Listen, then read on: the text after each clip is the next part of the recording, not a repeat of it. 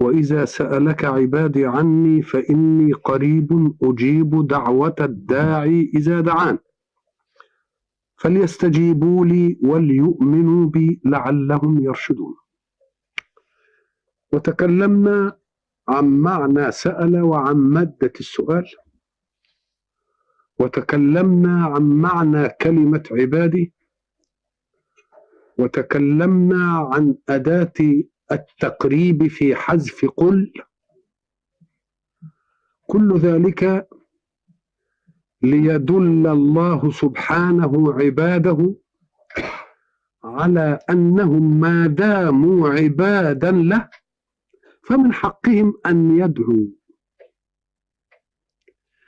ولذلك سيأتي بعد ذلك فليستجيبوا لي، لأن الدعاء يطلب جوابا، وما دمت تطلب إجابة الدعاء فالله قد دعاك إلى منهجه، فاستجب له إن كنت تحب أن يستجيب الله لك.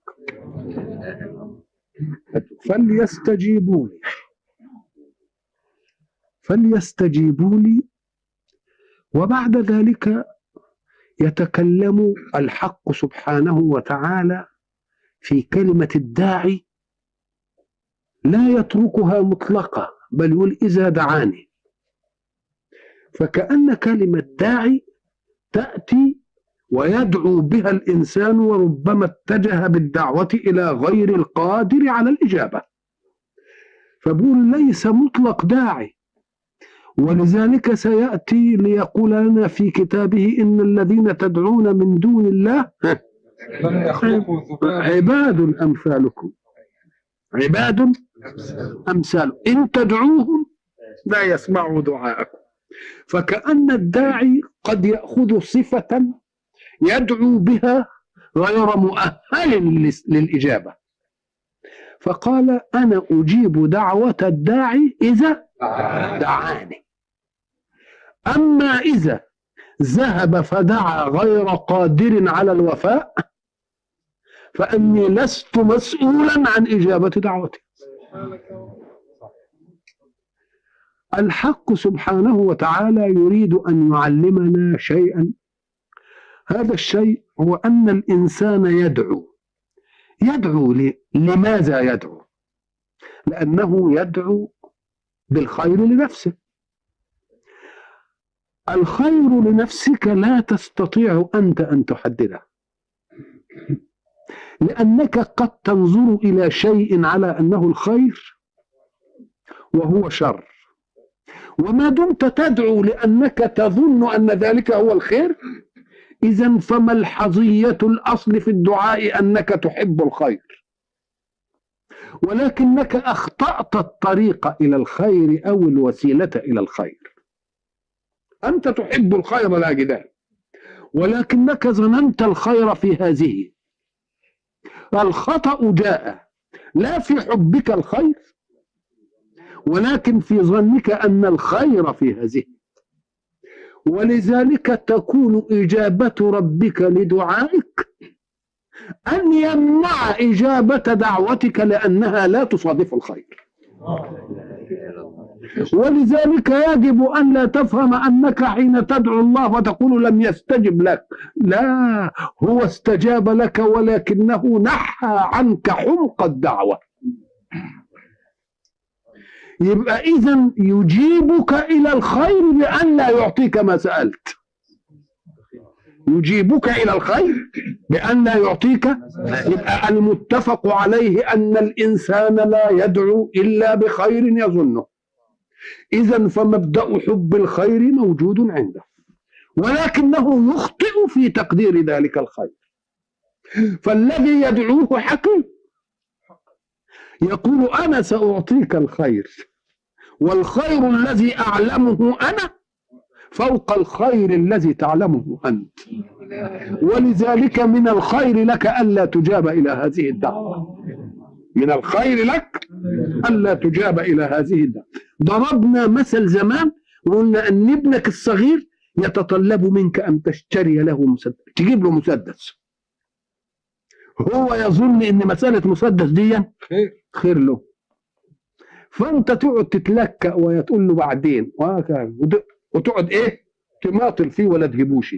عدم مجيئك بالمسدس له على وفق ما رأى الخير. والسؤال أهذا لأنك أردت به الشر أم أردت به الخير؟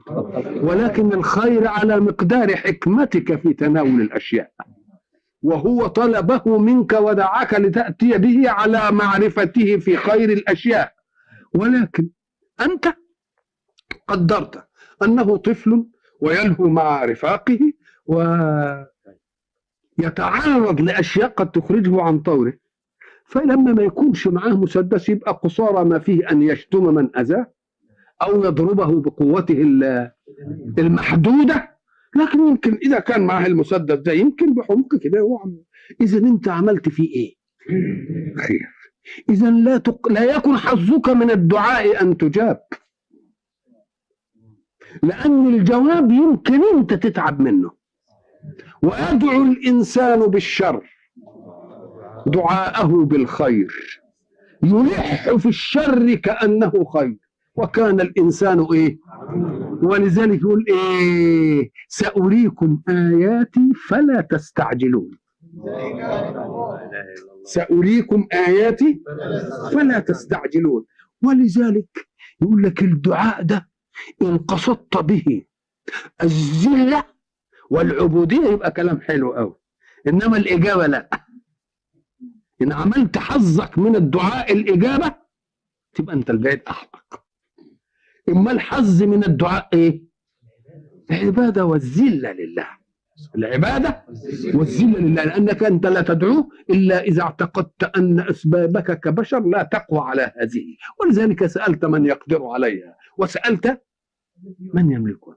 ولذلك يقول الله في الحديث القدسي: من شغله ذكري عن مسألتي أعطيته أضعاف ما أعطي السائلين. أعطيته أضعاف ما أعطي السائلين. وعلم بما علم به عائشة أم المؤمنين أنها إذا صادفت ليلة القدر سألت رسول الله لم تدع الأمر لنفسها، لأن مقاييسها في الخير دون مقاييسه صلى الله عليه وسلم، فحبت تتعلم عشان تنتهز الفرصة بشيء نافع. قالت له: إذا أدركتني هذه الليلة بماذا أدعو؟ انظروا إلى الدعوة. اللهم إنك إيه؟ تحب العفو فاعف عني. مفيش جمال أحسن من العفو، مفيش خير احسن من الايه؟ من العفو. مش اقول اديني دي واديني دي واديني دي واديني دي، اقول له بقى هو دي: ويدعو الانسان بالشر دعاءه بالايه؟ بالخير، وكان الانسان ايه؟ وكان الانسان عجولا. اذا فالذي يقدح في هذه القضيه: واذا سالك عبادي عني فاني ايه؟ قريب اجيب دعوه الداعي اذا دعان. كل واحد يقول: يا ما دعيت ربنا في اشياء، نقول له: يا أهبله من الخير لك أنك لا تجاب. وبعد ذلك يترك الحق لقضايا الوجود السائدة في المجتمع أن يجيبك إلى شيء ثم يتبين لك منه الشر، لتعلم أن قبض إجابتك عنك كان هو عين الخير. لازم يديك كده عينة. يبقى إذن ولذلك الدعاء له شروط كمان.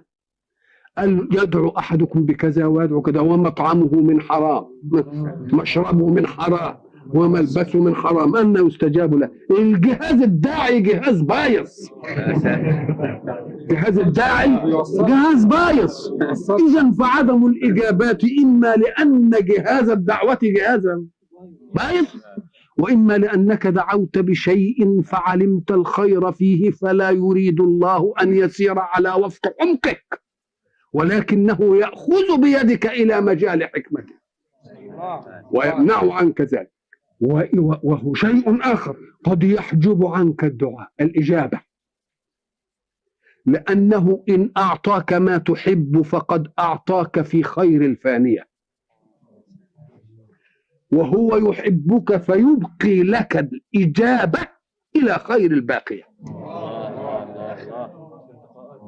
دي ارتقاءات يعطيك الى خير الايه؟ الى خير الباقيه.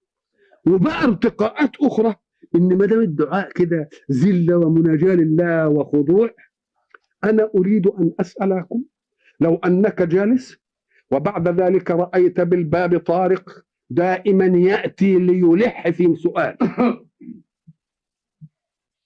فساعة لا تحبه تقول للتابع عندك اعطيه خليه يمشي بعيد عنه. وواحد تاني تقول له ليه وهيزدي ليه وتروح مش عارف ايه وايه اذا فالمسألة ان الله سبحانه وتعالى جاء في الحديث انه اذا سأل عبد ربه مسألة يقول الحق سبحانه وتعالى يا جبريل اعطه مسألته فاني لا احب ان اسمع صوته، سد حقه عنه. والتاني يقول له لا ما سيبه ما تدينوش دي، خليه كده خليه ينغم وياي، فانا احب دعاءه. فانا احب دعاء لان الانسان مرتبط بمسائل وبيحبه، يوم ما دام ما جاتش يقول له يا رب يا رب يا رب، دي بقى يطرب منها الحق، يطرب منها الحق. يقول ايه من عبادي من احب دعاءهم فانا ابتليهم ليقولوا يا رب. برضه لما يقضي له الحاجه بتاعته يمكن يسكت، لكن لما الحاجه بتاعته هتقعد هيتم يقول ايه يا رب اعطيني يا رب اعطيني. يقول له يا جبريل ما تديهالوش دلوقتي دي، خليه كده يقعد خليه يقعد ينغم في الكون يا رب، دي خليه ينغم في الكون يا رب يا رب. يقوم الانسان المؤمن بقى ما يجعلش حظه من الدعاء ان يجاب، انما حظه من الدعاء ما قاله الحق: قل ما يعبأ بكم ايه ربي لولا دعاؤكم. معنى الربوبيه والمربوبيه انك انت تفضل تقول له يا رب اديني يا رب اديني يا رب اديني. وديا انا ضربت لها مثل ولله المثل الاعلى. قديما قلت ان الانسان اذا كان له ابن مثلا ويعطي له مصروفه كل شهر، خلاص خد حظه من ايه؟ من ابوه. يمكن ما يحرص على انه يشوف ابوه الا كل ايه؟ لكن بقى تعالى كده خليه يديله مصروفه كل يوم، وابوه يتاخر شويه والواد يمشي على الباب ويتنحنح ويروح وابوه ازاي مش عارف يقوم ربطه بالحاجه عنده امتداد لانسه بصوته، امتداد لانسه بايه؟ بصوته. واذا سالك عبادي عني فاني قريب اجيب دعوه الداعي اذا دعان فليستجيبوا لي إن أرادوا أن أجيبهم بأي لون من ألوان الجواب التي قلناها فليستجيبوا لي. حين يستجيبوا لله سبحانه وتعالى فيما دعاهم إليه، أنت الله دعاك استجب له حتى تكون أهل أنك إذا دعوته وإذا ما دعاك ربك فاستجبت له قنعت بما يجريه عليك دون ما تقترحه عليه. كل حاجة تبقى حلوة، كل حاجة ايه؟ ودي السبب في انه بيقول من شغله ايه؟ ذكري عن مسألتي اعطيته اضعاف ما اعطي الايه؟ هو سيدنا ابراهيم حين القي في النار ماذا حدث؟ قال له ألك حاجة؟ لم ينف ان له حاجة.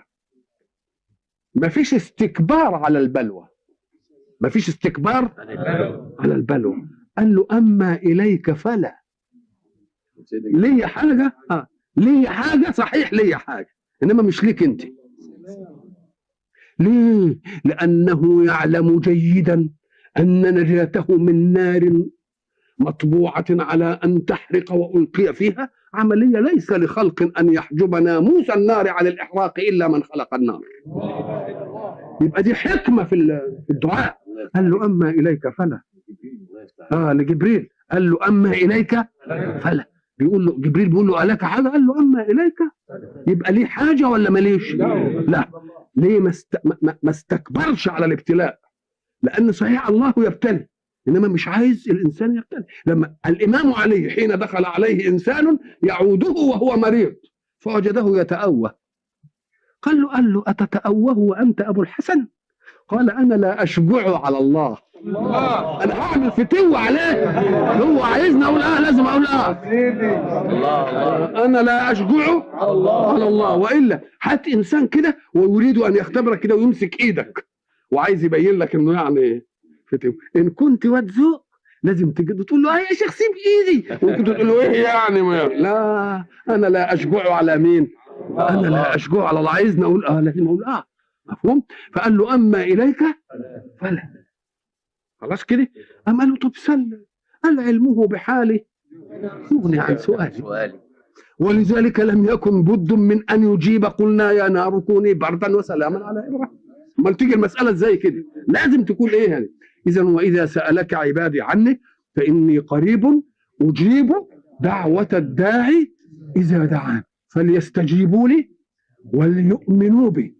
طب استجابه للمنهج وليؤمنوا بأن إله وحكيم، مش اللي يجي يسألني حاجة أديها له كده، لا، ده ألوهيتي تقتضي الحكمة ودي تنفعه ولا ما تنفعوش.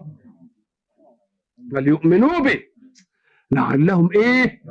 يرشدون. يبقى يرشد يعني إيه؟ يعني يصل إلى طريق الخير وإلى طريق الإيه؟ وإلى طريق الإيه؟ وإلى طريق الصواب.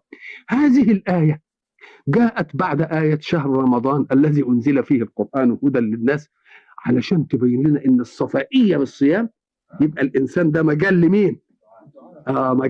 مجال لمين؟ للدعاء. الدعاء إن هو الدعاء الذي لا يكون حظك فيه الإجابة، وإنما حظك فيه إيه؟ العبادة. حظك فيه العبادة. وبعد ذلك عشان يبين لنا أن التكليفات الإلهية للبشر عجينة واحدة، يجيب هذه الآية يفصل بها آية تشريع الصوم بعد ما اتكلم عن شهر رمضان ومش عارف ايه، ويقول له اذا سألك عبادي عني، وبعدين يجي يرجع لمين؟ للصوم تاني. يقول ايه بعده؟ أحل لكم ليلة الصيام الرفث إلى نسائكم. الله، بعد ما جاب لنا حكاية الدعاء ودخلها في ايه؟ في حتة الصوم كده، عشان تفهم ان الدين تكليفاته تكليفات ايه؟ زي برضو ما تكلم في نظام الأسرة ومش عارف ايه، وبعدين قال حافظوا على الصلاة والايه، وبعدين رجع يتكلم تاني في نظام الايه، علشان يبين لك ان التكليفات كلها ايه؟ تكليفات كلها واحدة واحدة. وما بيقننش قانون جنايات وقانون عقوبات ومدني وبتاع، لا، ده إله بيخاطب كل ملكات النفس الايه؟ الإنسانية، ولا يريد أن تسهو ملكة على ملكة أبدا، بل كل الملكات ايه؟ تنشحن. هنا في قول الحق سبحانه وتعالى أحل لكم إيه؟ ليلة الصيام الرفث إلى نسائكم. ساعة تسمع كلمة أحل لكم كأنه كان محرم ولا لا؟ ما تقول له أحل لك كذا يبقى قبل هذا النص كان إيه؟ محرم. طب نشوف إيه اللي أحل. اللي أحل هو عين ما كان محرم، مش كده ولا لا؟ أحل لكم ليلة الصيام. خدوا بالكم من ليلة، والصيام إمساك بالنهار، الصيام إمساك بالنهار. أحل لكم ليلة الصيام الرفث إلى نسائكم، فكأنه قبل أن تنزل هذه الآية كان الرفث إلى النساء في ليل الصيام. يبقى تشريع الصوم بدأ كيف؟ أن تصوم وتمسك بالنهار عن شهوتي البطن والفرج، خلاص؟ وأنك إذا ما جاء الليل تاكل، فإذا نمت ما تاكلش تاني بقى بعد كده، حتى ولو لم تفطر، حتى ولو لم تفطر. ومسألة النساء لا ليل ولا نهار، هذا الأصل في تشريع مين؟ ما دام أحل لكم ليلة الصيام الرفث، فكأن الرفث في ليلة الصيام كان إيه؟ يبقى الصيام كان إيه؟ أن تمسك عن شهوتي البطن والفرج إيه؟ نهار، وأن لا ترفث مع المرأة ليلة. يبقى إيه؟ الرفث إلى النساء ممنوع لا في الليل ولا في النهار. والأكل حلال لك حين يأتي المغرب، ولكن إذا نمت ونهيت المسألة لا تأكلوا إيه؟ ولو نمت قبل أن تفطر. الرجل اللي جاء قال أنا ذهبت فلم أجد أهلي قد أعدوا لي إيه؟ طعاما، فنمت فاستيقظت يا رسول الله فعلمت أنني ما أقدرش أكل ولذلك أنا تعبان. فربنا جاب الإيه؟ أحل لهم حاجتين اتنين. الحاجة الأولى الرفث إلى النساء في إيه؟ في الليل، وبعد ذلك قال إيه؟ في المسألة الثانية وكلوا واشربوا حتى يتبين لكم الخيط الأبيض من الخيط الأسود من الفجر. يبقى كأن الصوم كان فيه حاجتين اتنين. إذا ما جاء الليل المغرب وكلت انتهى خلاص، وبعد ذلك إن نمت ما فيش أكل بعد كده، وبرضه ما فيش رفث إلى النساء. وبعد ذلك أحل الله ذلك، أحل أن يرفث الصائم ليلا مع نسائه، وأحل له أن يأكل ما بقي له الليل إلى أن يأتي الفجر. طيب نيجي نقول له طيب إيه الحكمة يعني؟ ده ما طالتش المسألة في إنه عمل الكلمة. قال لك لأن هناك تشريع في طيه الأول أن يرخص بالشيء، زي ما قال من إن كان مريض ولا مسافر يبقى يفطر ولا لأ. الترخيص ده في نفس إيه؟ في نفس الحكم. ده ترخيص مصحوب بالحكم. ربما واحد يقول لك إن أنا برضه لو ما قالش كنت هعمل، يقوم يقول له لا، يترك ترخيصا آخر لوقت آخر إلى أن تقع أنت في نفس الحال، علشان ما تقولش ما أنا لو شرع من الأول كنت عملت. نقول له لا، علشان تدرك إيه؟ مدى التخفيف، لأنك تعرضت إلى زلة المخالفة، فلما تعرضت إلى زلة المخالفة رفعناها عنك. لكن لو رفعت من أول الأمر ربما قلت أنا كنت سأوديها كما نقول لا، أنت ما أدتهاش يا حلو. يبقى كأن الحق سبحانه وتعالى. ولذلك شوف الآية القرآنية بتقول إيه؟ لا، هن لباس لكم وأنتم لباس لهن علم الله أنكم كنتم تختانون أنفسكم. أهي كلمة تختانون أنفسكم دي ما قويتوش على المنهج. لو احنا شرعناها من الأول ما فيش تقول لا، لو هو برضه شرع عننا ما نعملش ما كناش هنعمل. لا، أو طب هو سابها علشان تدرك انت حلاوة التخفيف.